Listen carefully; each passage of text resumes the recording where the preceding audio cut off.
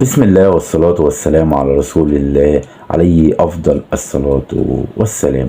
أهلا بكم في قناة الجماهير والكورة. يا رب تكونوا في خير وصحة وسلامة يا رب.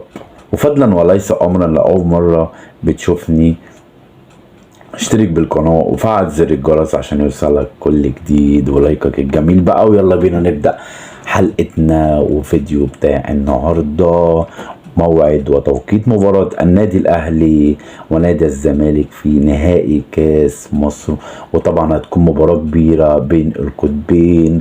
وتأهل النادي الأهلي عن طريق فوزه على نادي إنبي 3-0، ونادي الزمالك وصل للمباراة النهائية بعد فوزه المثير على نادي بيراميدز بركلات الجزاء بعد أن انتهت المباراة في الأوقات الإضافية بانتهاء 3-3، وفاز نادي الزمالك بضربات الجزاء ليصعد للمباراة النهائية لمقابلة النادي الأهلي.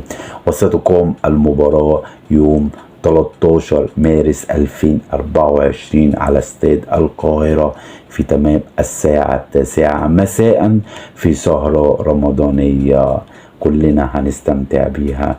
بنتمنى ان احنا نشاهد مباراة ممتعة تليق بقطبين الكرة المصرية. والسلام عليكم ورحمة الله وبركاته.